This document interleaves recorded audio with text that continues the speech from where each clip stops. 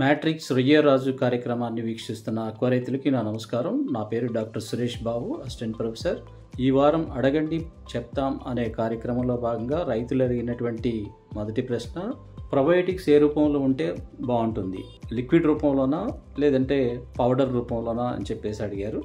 Liquid రూపంలో ఉంటే కనుక అది కొంచెం జాగ్రత్తగా ట్రాన్స్పోర్ట్ చేసుకోవాల్సి ఉంటుంది.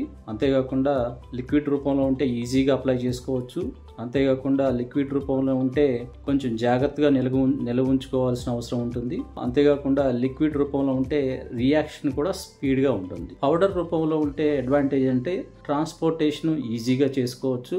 అంతేకాకుండా రియాక్షన్ కొంచెం లేట్గా ఉంటుంది, ప్లస్ అప్లికేషన్ కూడా కొంచెం మనుషుల యొక్క అవసరం అనేది ఎక్కువగా ఉంటుంది. దానికి ప్రిపరేషన్ టైం కొంచెం ఉంటుంది అన్నమాట. అంతేకాకుండా సాయిల్కి మనం అప్లై చేస్తున్నప్పుడు సాయిల్ వరకు రీచ్ అవ్వాలంటే పౌడర్ రూపంలో ఉన్నటువంటి ప్రొబయోటిక్స్ వాడితే మంచి రిజల్ట్స్, అంటే సాయిల్ వరకు ఈజీగా రీచ్ అవుతాయి. వాటర్కి అప్లై చేసుకోవాలన్నప్పుడు లిక్విడ్ ప్రొబయోటిక్స్కి ప్రయారిటీ ఇస్తే మంచిది అన్నమాట. సో ఏది మంచిది అనేది మన టార్గెట్ ఎక్కడ, సాయిలా వాటరా? అంతేకాకుండా మనం ఎక్కువ కాలం నిల్వ ఉంచుకోవాల్సిన అవసరం ఉందా, లేదంటే అప్పటికప్పుడు వాడేసుకోవచ్చా అనే దాని మీద ఆధారపడి ఉంటుంది. మరో రైతు అడిగినటువంటి రెండవ ప్రశ్న, చెక్ ట్రేలో ఉన్నటువంటి మేతని తినడం లేదు, నేల మీద ఉన్నటువంటి మేతను మాత్రమే మా చెరువుల్లో రొయ్యలు తింటున్నాయి, దీనికి కారణం ఏంటి?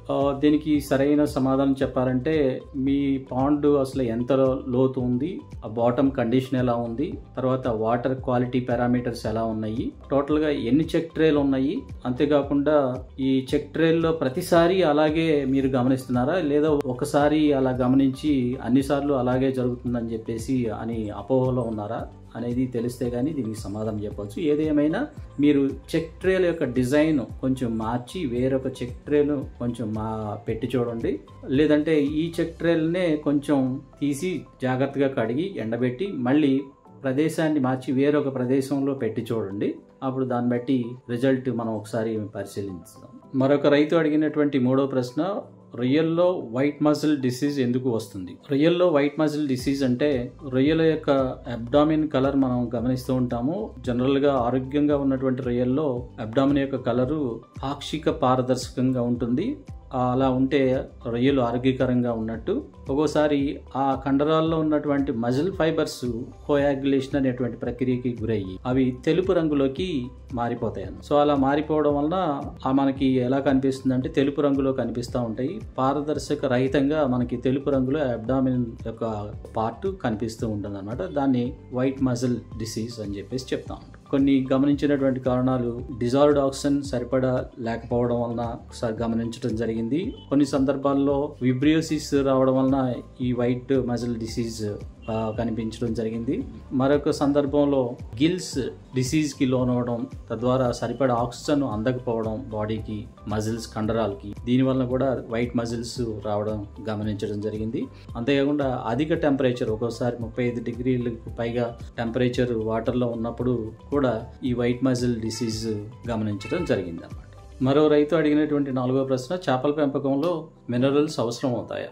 చేపల పెంపకమైన రొయ్యల పెంపకమైన మినరల్స్ అంటే మనకు తెలుసు, వాటర్లో ప్లాంక్టన్ పెరగాలన్నా, ఫైటోప్లాంక్టన్ కానీ జూ ప్లాంక్టన్ కానీ పెరగాలన్నా మినరల్స్ అనేది చాలా అవసరం. అంతేవిధంగా రొయ్యలు కానీ చేపలు కానీ ఆరోగ్యకరంగా పెరగాలంటే మైక్రో న్యూట్రియంట్స్, మ్యాక్రో న్యూట్రియంట్స్ అనేవి చాలా అవసరం. ఇవి విటమిన్స్ మనకి సరిగ్గా బాడీకి అందాలన్నా, అంతేవిధంగా రకరకాల హార్మోన్స్, రకరకాల ఎంజైమ్స్ సరిపడా స్థాయిలో ప్రొడ్యూస్ అవ్వాలన్నా, ఉత్పత్తి అవ్వాలన్నా ఈ మినరల్స్ యొక్క పాత్ర అనేది ఎంతగానో ఉంటుంది. సో వీటిని ఫుడ్ రూపంలో, మేత రూపంలో అందేటప్పుడు వాటిని ఏమంటామంటే మైక్రో న్యూట్రియంట్స్, మ్యాక్రో న్యూట్రియంట్స్ అని పిలుస్తాము.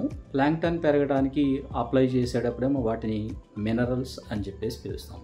సో చేపల పెంపకం అయినా రొయ్యల పెంపకం అయినా మినరల్స్ ఆవశ్యకత అనేది మామూలుగానే కామన్గానే ఉంటుంది. మరో రైతు అడిగినటువంటి ఐదో ప్రశ్న, రొయ్యల్లో లూజ్ షెల్ను ఎలా గుర్తించాలి?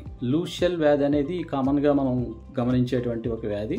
మేతలో ఉండేటువంటి ప్రోటీన్ క్వాలిటీ సడన్గా తగ్గడం వలన ఇది జనరల్గా మనం గమనిస్తూ ఉంటాము. అంతేకాకుండా రకరకాల ఫ్యాక్టర్స్, మినరల్స్ కానీ, తర్వాత లేదంటే దీర్ఘకాలికంగా మేత తీసుకోకపోవడం, లేదంటే ఇతర వ్యాధులు, ఇవన్నీ కూడా ఈ లూజ్ షెల్ రావడానికి కారణమవుతూ ఉంటాయి. ఈ లూజ్ షెల్ని గుర్తించడం ఎలాగంటే, లూజ్ షెల్ సోకినటువంటి రొయ్యలు జనరల్గా వీక్గా ఉంటాయి, చెరువు అంచులకి ఈదుకుంటూ వస్తూ ఉంటాయి. అంతేకాకుండా షెల్ చాలా సాఫ్ట్గా ఉంటుంది, పట్టుకుని చూస్తే అది మెత్తగా ఉంటుంది. మామూలుగా ఆరోగ్యకరంగా ఉన్న రొయ్యలు అయితే చాలా హార్డ్గా గట్టిగా ఉంటాయి. కానీ లూజ్ షెల్ సోకినటువంటి రొయ్యలు మాత్రం ఆ కండరాలకి ఈ షెల్ కి మధ్యలో గ్యాప్ ఉండడం వలన ఈ లూజ్ గా ఆ షెల్ ని ఈజీగా ఒలిచేయచ్చు అన్నమాట. సో ఈ విధంగా ఏమాత్రం కొంచెం అనుభవం ఉన్నా కానీ ఇది లూజ్ షెల్ డిసీజ్ అని ఈజీగా ఎవరైనా చెప్పవచ్చు అన్నమాట.